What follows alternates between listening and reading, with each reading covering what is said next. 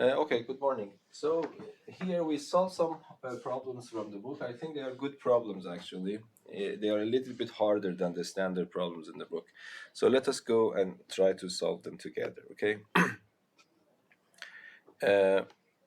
So the first problem that I want to solve is actually this problem.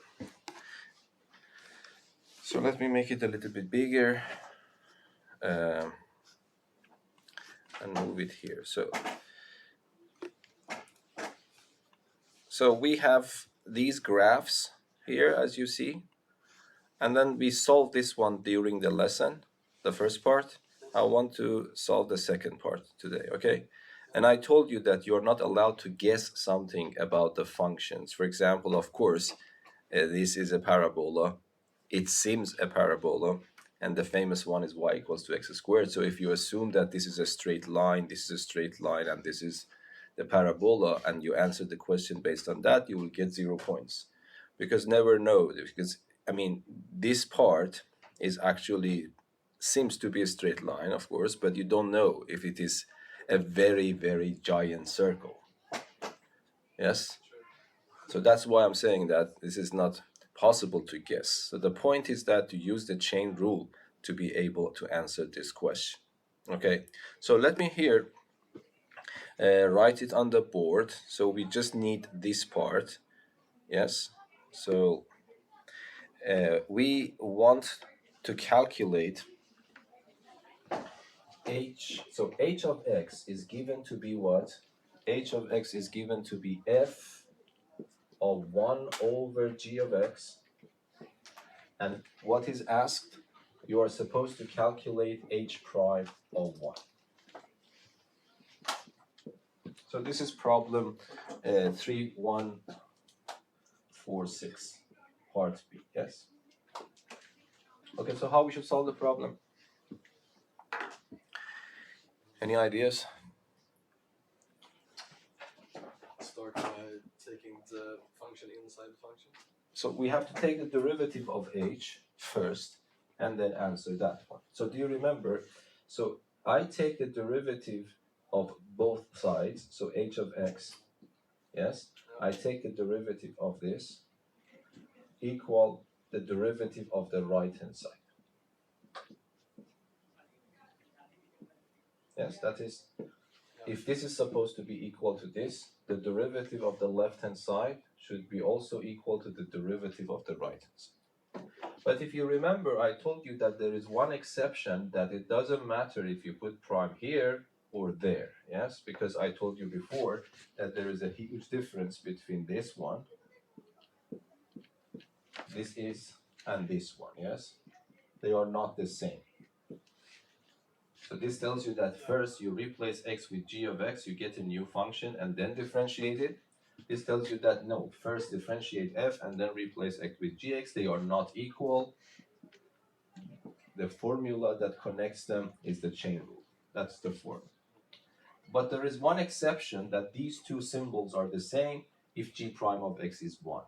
One of the cases that g prime of x is 1 is that g of x is x itself. So in that case, if you put prime here or prime here, it doesn't matter. So this becomes h prime of x. But on the right-hand side, I have, this is the outer function, this is my inner function.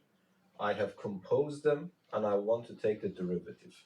So according to the chain rule, the rule is you put the prime here,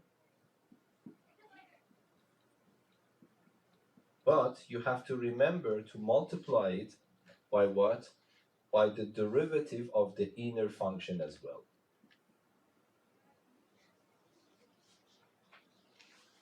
Yes? Okay, there is nothing we can do for this one, but we can continue a little bit more with this one. Yes? So how can I calculate this one? The derivative of 1 over g of x. So let us concentrate here. So if I want to calculate the derivative of this, I can use this idea that I bring this up, so it becomes g of x to the power of minus 1, and then I take the derivative. Yes? But now if I want to take the derivative of this function, so this is playing the role of u. So you have u to power minus 1. You want to take the derivative, so minus 1 goes behind. And then you have u to power 1 unit less. So this becomes g of x to the power of minus 1, which is minus 2. But this is not the end, because you have to also multiply by u prime. So u prime is g of x totally prime, but there is no difference between g of x totally prime or g prime of x, because that is just input x. And then let me simplify this a little bit. So instead of having negative exponent, I take it down. So g prime of x is there. And then I take this down, so it becomes g of x to the power of 2. And I have a negative 1 here, so I write minus 1. So if I combine these two results, I will get this. H prime of x is equal to, I copy and paste this part, so this is f prime of 1 over g of x multiplied by this derivative. I calculated that derivative here, so this is minus g prime of x over g of x to the power of 2. Yes? So, is that understandable? Yeah.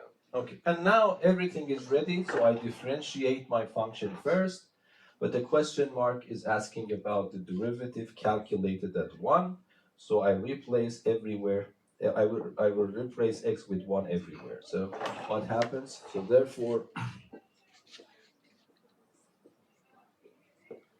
h prime of 1 is equal to f prime of 1 over g of 1 multiplied by minus g prime of 1, yes, divided by g of 1 to power 2.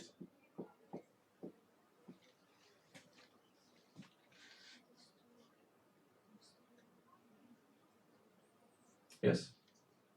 Okay, then I cannot go any further. I have to refer to the graph and try to read this information. Just give me. Okay, so here, what do I need? I need g of 1. So let me make it a little bit small. Okay, so if you see here, what do I need? If you see, I need g of 1. Okay, so g of 1, I have to refer to the graph of g. You see, this one is g, this one is g prime, and this one is f prime. So I refer to g1 here, and I want to know what is the value of g at point 1. So what is that? Can you read it from the graph? So this is point 1. The blue one is graph of g, so it is 1. So g of 1 is 1. So let me write the information here. So g of 1 is 1. So this is solved now. This is also solved. But if g of 1 is 1, what is this expression? This is f prime of 1 over g of 1. You told me that g of 1 is 1, so instead of g of 1, I put 1. But 1 over 1 is just 1. So this means that I now need to read this information from the graph. So I need to go back and read f prime of 1. So what is f prime? F prime is this function. F prime of 1 is what? 2. You see, the red one, when I go here up, I intersected at 2. So this becomes 2. So this means that this is equal to 2. Okay, so I was able to answer this part using the graph. This is 2. G1 part, I have already done that, but I need to also read G prime of 1. Okay, so I have to go and refer to the graph again, but the graph of G prime is this yellow one, yes? So what is G prime of 1? 2 also. It's also 2, yes? So G prime of 1 is 2. So then, finally, the question mark is equal to, this expression in total is 2, and then you multiply it by g prime, which is 2, a negative sign, minus 2, and then you have 1 to power 2. So if you calculate that, it becomes minus 4. Okay, so that's, I think it's actually a good question. Yes? So that we are here, let me solve one of these problems here as well. So for example, I don't know how much you remember from Math 3C, but this question is also an optimization problem. Yes? So we have a rectangle in the coordinate system. Yes? We have a rectangle in the coordinate system whose sides are parallel to the coordinate axes. Yes? And then, so I don't understand this. Okay, I can see what happens. So I have a graph. So one corner of it probably lies on this graph. Yes? One side with the x-axis is... It's on the x-axis, yes? Yeah. And then and two of the opposite of the corners is on the y curve. yeah, this curve. We want to find the biggest value for the area of such a rectangle. Okay, so do you have any idea how to solve this problem? So this is problem 3147, yes? We start by drawing the coordinate system. Yes, that's a good starting point, and it is good to also draw this graph somehow, a sketch at least, not exactly this graph. So how should we do that? So here we have the function is y equals to square root of 3 minus x squared. So if I want to sketch to get some idea about this, so how should I draw that? Do you have any idea how to do it? So the cross points, it's a curve that... So usually it is better to find the intersection with the coordinates axis. You start at square root of 3 in the y-axis. Yes. That's where it's positive. So when I put x equals to 0, y becomes the square root of 3. Yes? Yeah. So if x is equal to 0, y is equal to square root of 3. So that is one point that the graph is actually passing through. Okay, when y is equal to 0, y is equal to 0 if 3 minus x squared is equal to 0. Yes, so what happens? It means that there are two numbers. So x is what? Plus or minus the square root of 3. So at these 2 points, you have this equals to 0. Yes? So where are they? So if I put this, y becomes 0. So at 2 points. So one point is here. Yes, of course. Can you guess what is going on? So let me just put that. If x is equal to 0, then I have this one and this one. Of course, the length should be exactly the same. So this is important. Minus 3, and this is 3. Can you see what the curve is? Yeah, it's this. Yeah, it's actually a semicircle, but it's a better way to understand that this is really a semicircle. Okay, so that is this semicircle. You might say, why do you, Babak, know that this is semicircle? Might be it's a parabola like this. But the answer is no, this is a semicircle. Why? It's an x2 function. X. No, you have to have a good reason for that. So let me square this. This becomes y squared is 3 minus x squared. I move this to the left-hand side. And I told you several times that this combination is very famous in mathematics. X squared plus y squared is the square of the distance of a point whose coordinates are x and y to the origin. So this is the distance of a point. So this tells me that if I take square root from here now, this means, this formula is the distance from this point x and y to the origin.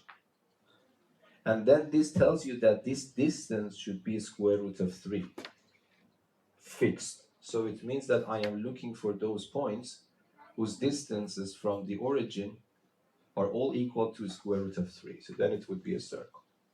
Okay, so might be that is not very crucial here to appreciate the difference between a curve here and circle, but that is how it is. Now, what we have a rectangle. Where is the rectangle? The rectangle has two sides, has one side on the x-axis and two corners here. So this is one of those typical rectangles. Yes? But how many of these rectangles you can imagine? Infinitely many, yes? Because I can make it narrower and longer, or I can make it wider and taller. So we want to see that which one of these infinitely many rectangles has the maximum area.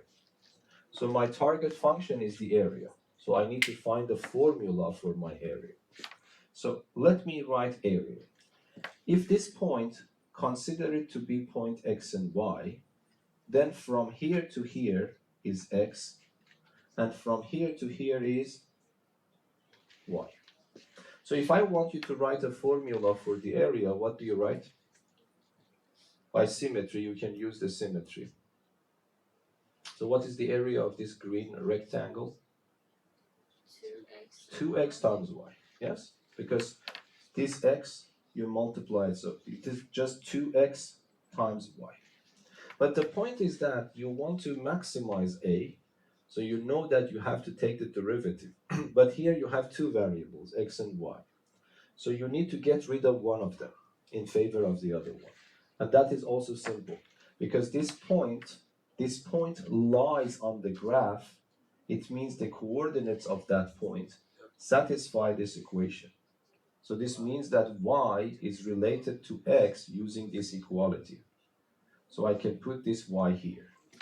So then it means that this function a is only a function of x now, which is 2x, the square root of 3 minus x squared.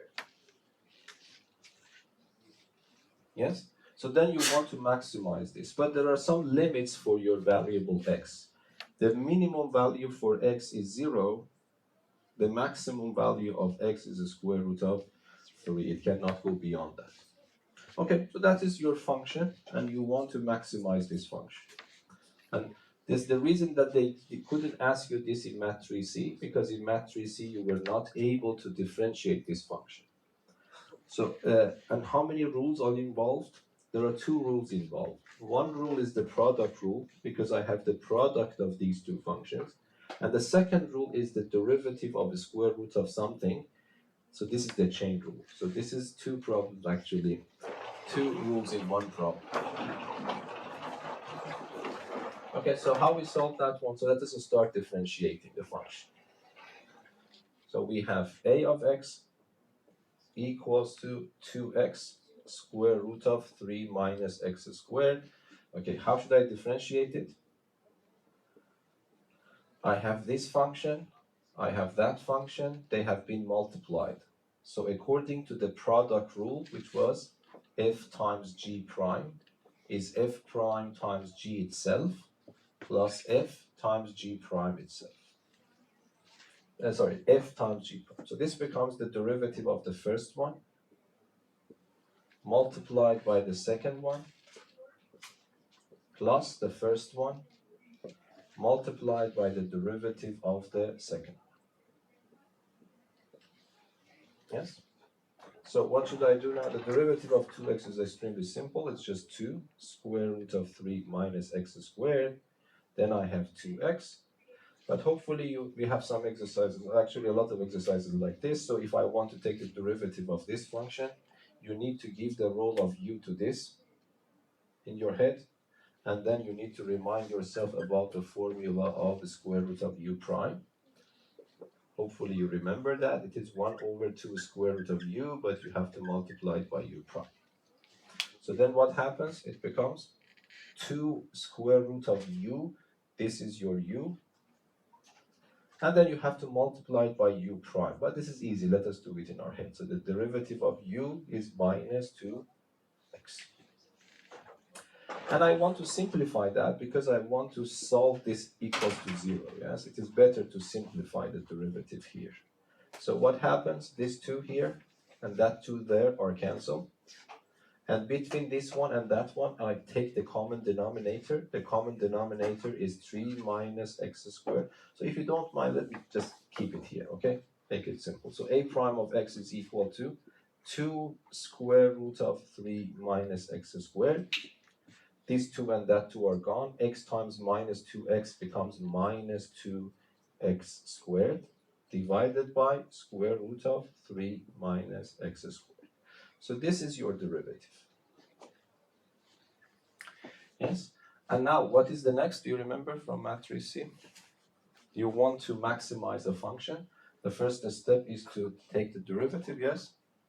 Oh no, I just you can put in the max value we have. So but not yet. No. What is the next step? If you want to maximize a function, the first step is to differentiate the function and then, yes? The x value we have to equate it to 0. To 0. Yes, because it will give me the points, because you know that the maximum or minimum, they occur at those points where the tangent line is horizontal. So it means the slope is 0. This is why we put the derivative equal to 0. So I put I hope that I haven't done something wrong here. No, it's okay. So I put the derivative equal to 0 and try to solve this equation. When I put this equal to 0, it means that these two quantities should be equal, yes? Because when you say this is equal to 0, this means this quantity is equal to that quantity. So that is easier.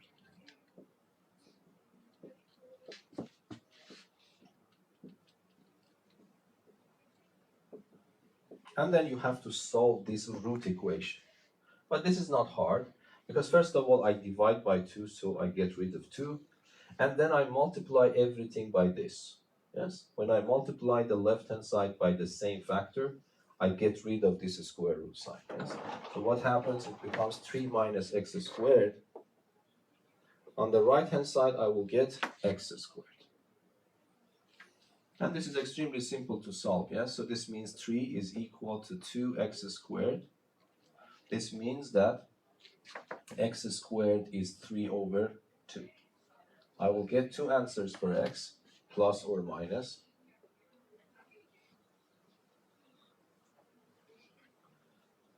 Yes, but of course minus is not acceptable in my case, because x is supposed to be somewhere between 0 and a square root of 3. So x equals to 3 over 2 is the only answer.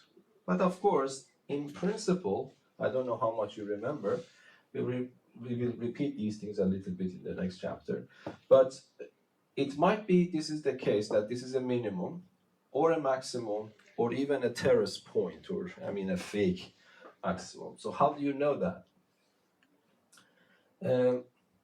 First of all, it is not minimum. Why is that? Of course, there is a way that you can understand it analytically, but it is clear that in this problem, this is not the minimum. Why? Because if I ask you what is the minimum of that area, you don't need to calculate anything. You can immediately answer what is the minimum. So what is the minimum of such? So they are asking about the biggest value for these areas. If I have asked you what is the smallest one, what is the smallest one? 0, yes? Because you can actually make x here, then of course it will be a degenerate rectangle, but that is also a special case of this rectangle. So if the people ask you what is the minimum is close to 0, yes? It is 0. But here, definitely this, if I put this back in my area formula, this number, when I plug here, this will not give me 0. So this is definitely not a minimum. This is one way. Another way is that either you have to use the second derivative, which is troublesome because taking another derivative with this combination becomes hard, or you need to convince yourself that around this point, the derivative acts like this. So if I want to show that this point is minimum, I need to convince myself that before that point the function is increasing, after that point the function is decreasing. So it means that I need to convince myself before this number is square root of 3 over 2, the derivative is positive, and after that the derivative becomes negative. In that case, you have to bother a little bit to calculate a little bit more about the derivative, okay? But let us take this for granted, and that is probably the maximum one. And then we come back here because they have asked you what is the maximum area. Maximum area is attained when x is chosen to be this particular number. But what is the maximum of the area? So the maximum of the area occurs when I plug this number into the area function. So I take this one and put this in this formula. So this becomes 2 square root of 3 over 2. And then you have square root of 3 minus x squared, which is 3 over 2. Yes? So this is the number, but that also can be simplified quite a lot. So this becomes 2 square root of 3 over 2. What is this number? 3 minus 3 over 2 is again 3 over 2. So this becomes another square root of 3 over 2. But the square root of 3 over 2, square root of 3 over 2 is just 3 over 2. And I have also a 2 here. Then I multiply them. The maximum area is 3. Okay, and then what that is, they haven't mentioned any units, so you need to write area units. So the maximum area is this. Okay, it's good to check that I am not making any mistakes, okay? What problem is that? The problem 3147. 3147. Yes, 3 area units. So that is the maximum. But to be honest, if you want to do it properly, you have to really convince yourself that this is indeed not a terrace point. Okay? But from mathematical point of view, it is clear it is not a terrace point because the terrace point is something like this. So it means that it increases before and after, or it decreases before and after. Okay? So, yeah, I mean, it is clear that this does not happen here, yes? Because you increase it, and I hope that you agree after a point, it will actually start shrinking, yes? Yeah, so this behavior is not here. So I mean that from geometrical point of view, you really understand that this is not a terrace point. Yes, because in the terrace point means what? It means that I start, for example, the area increases, it reaches to some threshold. Even if I increase more, this is still will increase. But this will not happen, yes? Because if I start making this bigger and bigger, so you see that when I start from here, and I start making, so let me start from 0. If I make it bigger, so when I say 0, it means that I have this degenerate rectangle, yes? But when I start making it bigger, my rectangle finds some areas, yes? So the area is going up. But when I continue, at some point it reaches to some threshold. If I start continuing, it goes back to 0 again. Is that clear? So if x is 0, the area is 0. When I start increasing x, I will find a rectangle, so it means that the area is increasing. But at the very end, the area goes back to 0 again. So it starts from 0, it reaches to some point and goes back to 0. In that case, this has to be a maximum. Okay? This is one way to understand it, because otherwise you have to do some algebra. Okay, that is also possible. If I want to do the algebra, let me just do it in my head quickly. So a prime of x, I take the common denominator here, this will cancel that one. So first of all, I factor a 2 out, and then I have the denominator, this one, and then I multiply this by that, it becomes 3 minus x squared. Another minus x squared is this one. So this is your simplified version of the derivative. This is positive, the square root is also positive, then this number is exactly clear. So if I put this number here, the answer becomes 0. But if I make this smaller, the answer becomes positive. If I choose a number smaller than this one, then it becomes positive. If I choose a number bigger than 1, then this number becomes negative. So that is also positive. This is the correct way of doing it, but here also geometry works. Yes, is that understandable? It's also good to check the previous problem. Do you remember what I got for the previous problem? What was that? minus 4. Yes, minus 4 is also correct. Okay, so let's see. Another problem that I found very interesting in the book is, it's a good problem, I think, here. So we have a straight line that passes through the origin and intersects this curve, parabola, in 2 points. Show that the tangents at these intersection points are perpendicular to each other. Okay, so that's the question. I think this is a good question because you need to be able to analyze the problem analytically. So let us keep this there. So what is the question?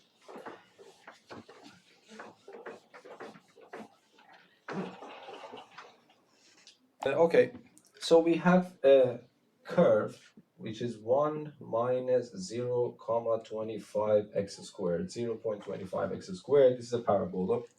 And then what is the question? So if I want to draw the graph, let me, by the way, write 1/4 here. So if you want to have an idea what is going on, so how should I draw the graph? This is a parabola, yes? And it's an upside down parabola because this number is negative.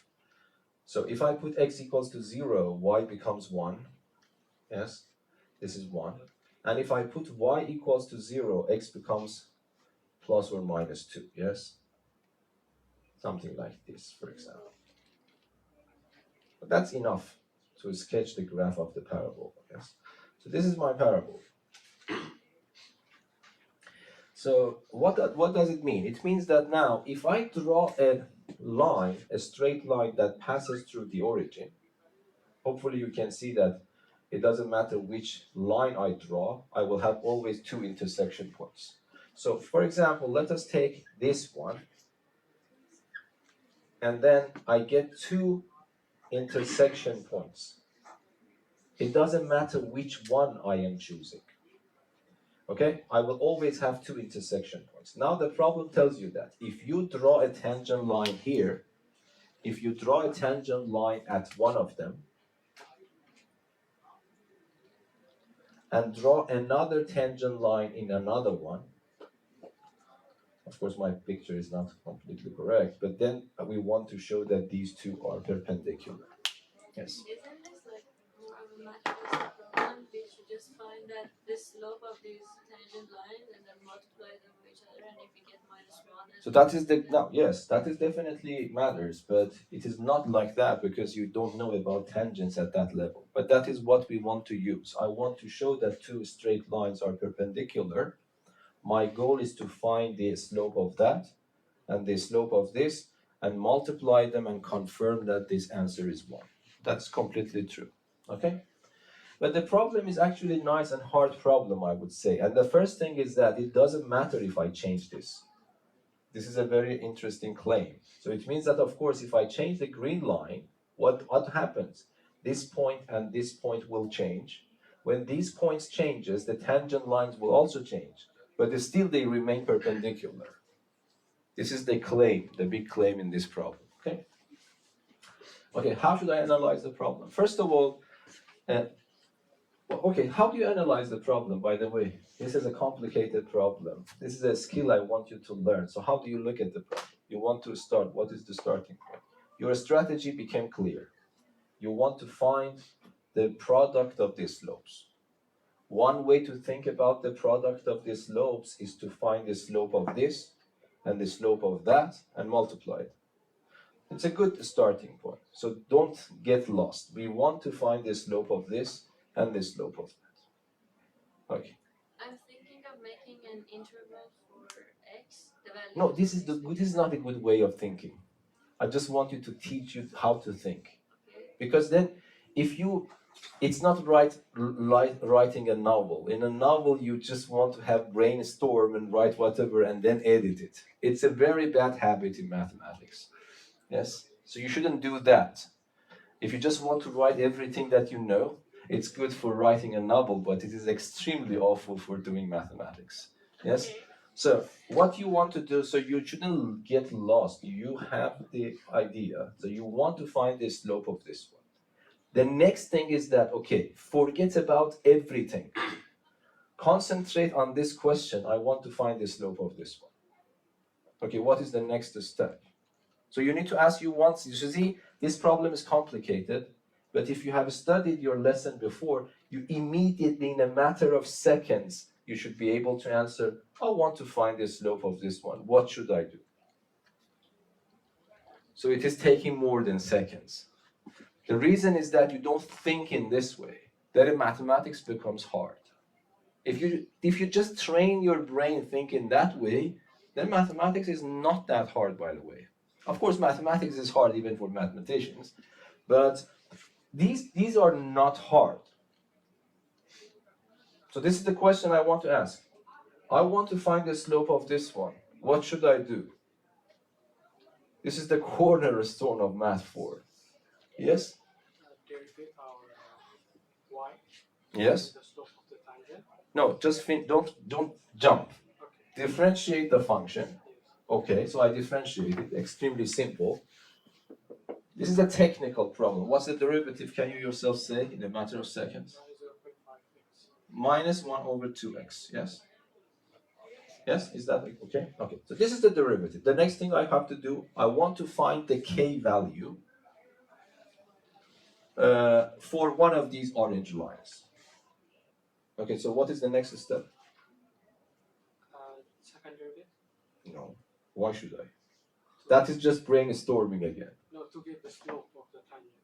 No, the slope of the tangent comes from the first derivative. Yeah. Yes, that's my first derivative. So we have the slope. No. Because the first derivative does not give me the slope. This is why I'm saying this is the way that you have to learn mathematics, extremely simple. Yes. So how is that possible you don't know? I'm just thinking. No, just tell me in a matter of seconds. So this is my function. This is the point. I want to draw. I have drawn this several times. Yes. So how should I find the slope of this one? Assume that I am a computer. You want to code me. I don't know anything. You wanted the computer. Okay, you told me take the derivative. That's it. If I take the derivative, do I have this slope?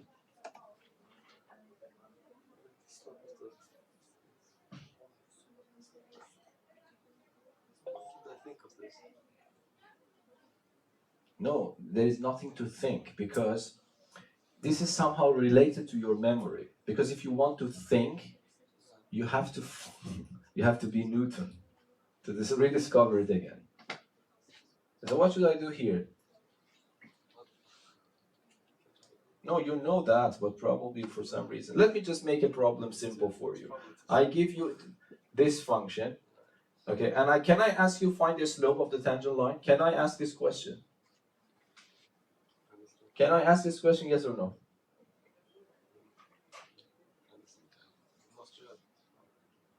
A simple question. I give you a function. Can I ask you find the slope of the tangent line to the function? Yes or no? Yes or no? Yes. No. It is clear I cannot ask you because the natural question is that tangent at which point? So I don't know what you... This is why this is interesting. Why don't you think so? Can I give you the function? By the way, think about this. This is nothing you don't know. If I give you the pen and I ask casual, draw a tangent line here, what is the question you ask? At what point? So this is what I just want you to see that you really understand this, but when it comes that we give it a name, this is Math 4, you get confused. Yes? This is the only thing I want you to learn because it doesn't matter how many problems I solve for you. If you don't learn this, this is not very worthy. Okay? So now can you correct yourself now? Yeah. So when you take the derivative, it is not the slope yet until I put what? So So if I ask you find the slope, what do? You take the derivative, but if you write this is the slope, I will give you 0 points. This is not the slope. What is the slope? At some C. At some this x coordinate. Yes? So if I ask you what is the slope, you say that, okay, which point? That point has an x coordinate, and then I take that x coordinate, take the derivative, put that x coordinate there, then I have a number. That number is the slope of the tangent line. This is the not complete sentence. This is the slope of the tangent line at exactly that point. Okay, is that clear? Okay, so now let us come back to this problem. Y prime is minus a half x. So is this the slope? No. You see, I just want to guide you. If you think in that way, you will understand what to do. Okay, so you understand that you have a problem here now. You see, you started from here and then step by step you took the derivative, but you want to find the slope. For finding the slope, what you need more than that? You need what? The point. Which x coordinate or y coordinate? X coordinate. Yes? Okay. So now this is your new problem. You need to learn like a machine. Forget about what you have done so far. Now your strategy is clear. I want to find the x coordinate of this point. This is you have to learn, go backwards step by step so that you can solve the problem. So this I have trained my brain like this. When I realize that I want to find this x coordinate, I momentarily forget about everything. I just try to see that how can I find that damn x coordinate. Okay, now how do you answer that?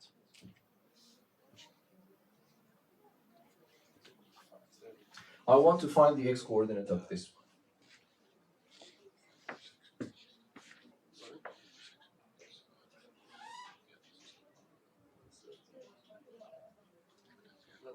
Yes? I'm not sure, but should we have to use the points of the normal line? No, there is no normal line here. 0, 0. No, I mean general strategies. You want to find that point, that coordinate. How do you find that? So these are the things you have missed in your math education, because these are something that you really need to know. This is why sometimes if you face a new problem, you have a very hard time to solve it. Because you do not have enough anchors in your memory or your brain, or you haven't experienced that much so that you can just use those anchors to solve the problem. So I'm sure you have heard about this 100 times, yes? So it's an intersection there. Exactly, it is mentioned in the problem. So that's the intersection between two curves. Of course, one of them is a curve, the other one is a line. So I have to find the intersection point. And for intersection point, in my brain, it's a matter of milliseconds to understand what to do generally. What's that? I would like System of equations. Okay? So now you see that little by little, you understand that to solve this problem, you have to solve a system of equations. Okay? And then if you want to solve a system of equations, you need two equations. That equation is this one. That equation is that one. What is the second equation?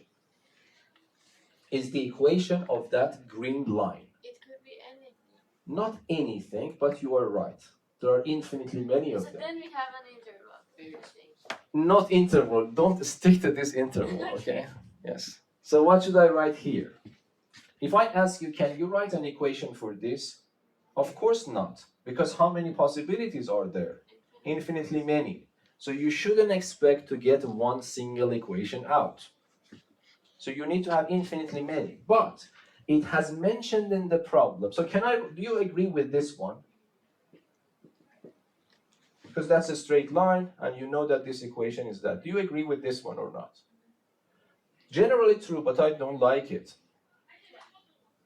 Because you have to value every detail in the problem. The problem mentions that this line passes to the origin.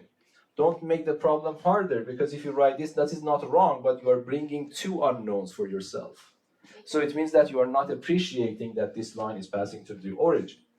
So this means that you Yeah, drop take it this. right here. But then you have to live with it. You shouldn't expect in your brain what is K, because some naive student said, okay, what K is. I don't know. And you need to know that you shouldn't know, because there are not one single line, there are infinitely many lines. So that is your equation. Just put it here. If you ask me what is K, I don't know. As simple as that. And I don't feel any stress because I know that I shouldn't know. Yes? Okay, now I need to solve a system. But from here onward, it is a different mathematics. It is how skillful you are in your calculations.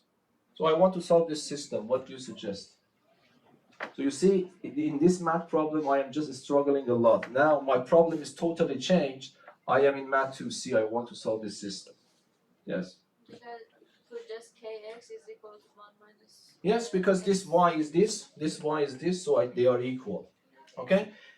And then I have 1 minus 1 over 4x squared is equal to kx. Okay. And you want to solve this problem. But this problem is a new problem. I have trained myself. I don't care about anything so far. I just care about this. So how should I solve that problem? What I am looking for? Am I looking for x or am I looking for k? Are you lost or not? Which one I am supposed to find? Which one I'm supposed to find? K or x? X. Why did you lost? What was my strategy? I didn't care about k. You told me find the x coordinate, but in 2 minutes later you say that find k. I want you to correct something in your brain.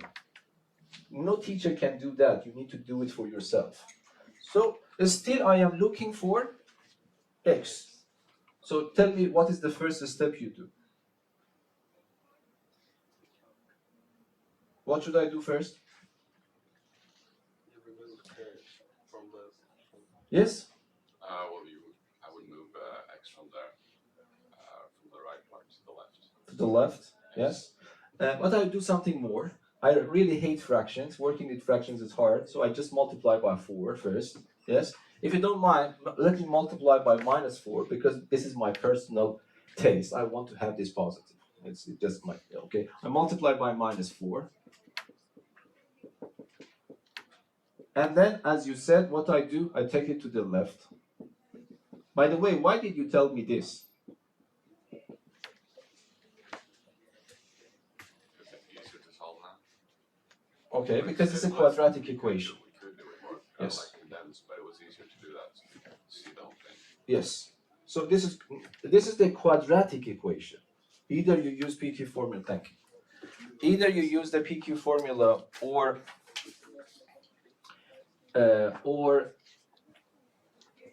ABC formula to find x. By the way, how many x's you expect to get? Why 2? Because I kind of factored them. I made. No, I don't like your argument. Yes. Yes? No. Forget about that. What? Because you know that quadratic equation might have 0 solutions, might have 1 solution, might have 2 solutions. Why do you expect to get 2? Yes? Oh, I see 2 intersections. Yeah, I see 2 intersection points. Yes? If you get 1, it means that there's 1 solution. Yes? It's not possible. Okay, so you need to do these things to understand the problem. So let us use PQ formula, for example, to solve that one, or ABC formula. So x is equal to minus p over 2. This is playing to your p. Yes? Because this, this is the formula. X squared px plus q is equal to 0, and then you have minus p over 2 plus or minus, I don't know, p over 2 squared minus q, something like that. Yes? So this is 1. This is playing the role of p. This is playing the role of q. So this becomes minus p over 2, which is this one, plus or minus this to power 2, and then minus q, which becomes plus 4. Okay? Did I do it right? Yes? Because I usually don't use PQ formula. Yes, you know that probably. So this is the x's. Do you expect something more or not? Yeah, you have to live with it. It's a bad number, but it is what it is. Yes, so this is my x's. So how many x's I got? I got 2 x's. 1 x for this and the other x for that. Okay, so this is one of two x's. Okay. Now I have, if you don't mind, let me, because it is hard to write this all the time, yes, so let me call them x plus and x minus, okay? X plus, I mean with plus sign, x minus with minus. Okay, now let me ask you the question again. So I hope that you have a good memory now. Don't forget about, because the problem is long. So do you remember I was supposed to find the k value here and the k value there. Which point is which one I don't know and I don't care, yes? So can you tell me how to find the slopes? What should I do for the slopes? You already did that. You take the derivative here, I've erased that. It's minus 1 over 2x. And then what I am supposed to find, let me call the slope of this one a slope 1. Let me call the slope of this one a slope 2, for example. Okay, so what should I do? I write a slope 1 is equal to. Can you tell me what should I do? What is a slope 1? Yes? Just when x is negative. Can you just repeat it again? If when x is negative, so So what should I write here? the PQ formula, but with No, just write, just read it for me. minus 2k. No? Uh, No, you know, because you were supposed to put the x coordinate where? Just like write the whole thing at a numerator, and then you have the minus No. behind it and divided it by 2. Because you should put x. Don't where give me x- technical problems. Yes, you Isn't need to it- you need to tell me this. Put Minus this half of x that. there here. Minus, no, So minus minus half. Of half of x plus. that. Okay, and the other one is Yes? The other minus one, half x S2 is what? minus Half x. x minus. Understandable or not? Yes. I don't know why you forget so easily. So you see, we were supposed to find the slope. For finding the slope, I need to take the derivative. I did it. But this is not finished. I have to find the x coordinates. I did it. And then put them in the derivative. Now I did it. Is that right? So what should I do from now on? Then we multiply them together. Okay. To prove that they Because are what was the main goal that I started? I find wanted that to it's- multiply the slopes to confirm that this is minus 1. So I will do it now. So then I will write S1, S2 is equal to minus 1 half times minus 1 half is positive 1 over 4. And then I have x plus times x minus. Yes? And then I have to start calculating this. You see, here you also sometimes have problems. This is technical problem. It's not analytic problem. And this is the way that I analyze the problem. It's a different thing. But when it comes to this part, I have to really know algebra to do this calculation.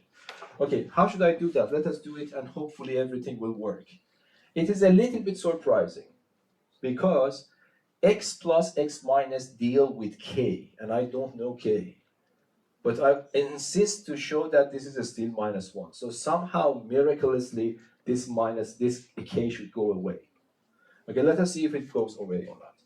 So x plus is this one with plus sign. Yes?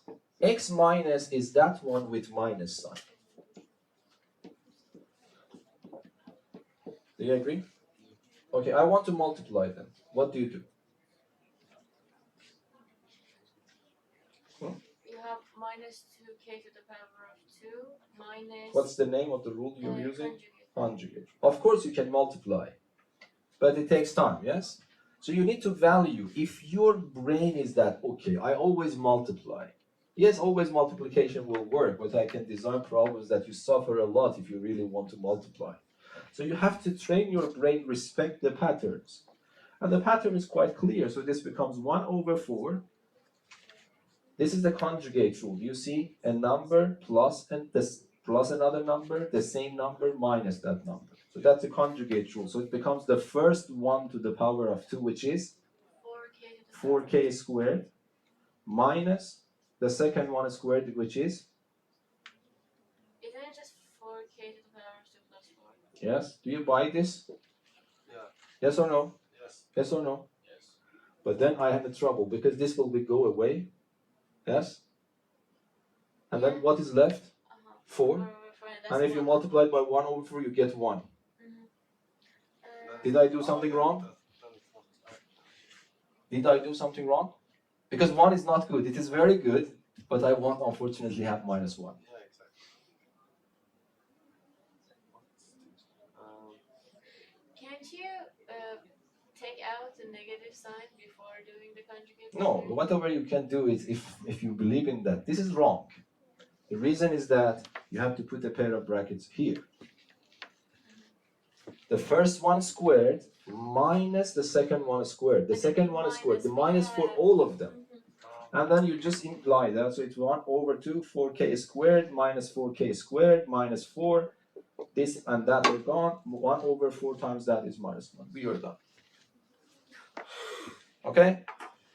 So if you like to learn mathematics, I don't know if you find this hard. Every piece is, by the way, this is why I'm saying that mathematics is a good way to train yourself about problem solving. Because so every time you have to say that, okay, I want to solve this problem, what should I do? There are some things that you should have in your memory. If you don't respect them, you will never learn. Okay, so this is why I'm saying it's extremely, I'm completely sure people in other countries, many countries, they can do this simply. And there is no reason that you cannot do that. The only reason is that you don't appreciate it that much. Of course, if you don't appreciate it, you will not learn it. Okay? And so just try to watch this video all over again and try to try to analyze the problem. So you see, when I wanted to start this problem, I trained myself to not be distracted with all the details in the problem. I more or less read the last part. So I want to say that I want to prove that these are perpendicular. This is the goal. There are some pieces of information, but the goal is to prove that these two lines are perpendicular. I just stop there and ask myself, what is the general way to prove two lines are perpendicular? Then the role of memory comes in.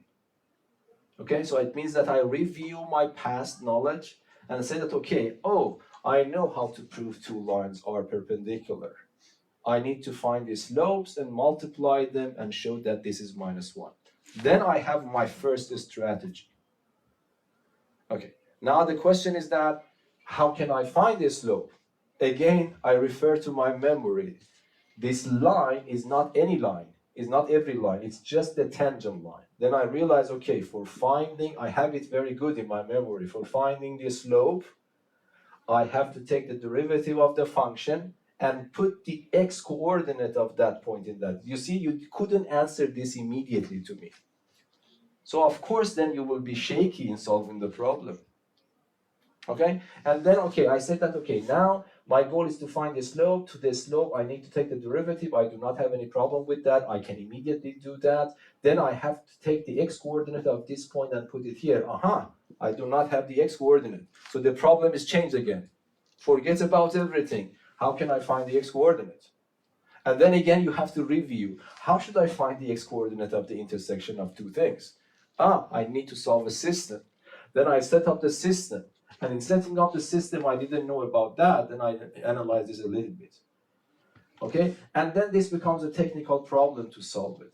And then I just solve the problem technically. I didn't think anything here because this is just algebra. I did it. Okay? And then I found the x's. And then everything is solved because now I have the x's. And I put them here in the derivative. I find the slopes and then multiply them. And the rest of it is algebra. Okay, so this is the way that you need to think. If you learn this one, this is good for physics, chemistry, biology, whatever you want to do. It is good for everything. Whenever you want to solve a new problem, these strategies are really good. And this is the best place to practice. Mathematics is the best place to practice these things. Okay, now you have 10 minutes to study chemistry. Okay. Okay, sorry for that. So there's one problem there, I don't know. So try to use these ideas for the national exam that I told you that it's good to think about these problems. Yeah. Any questions? Thank you.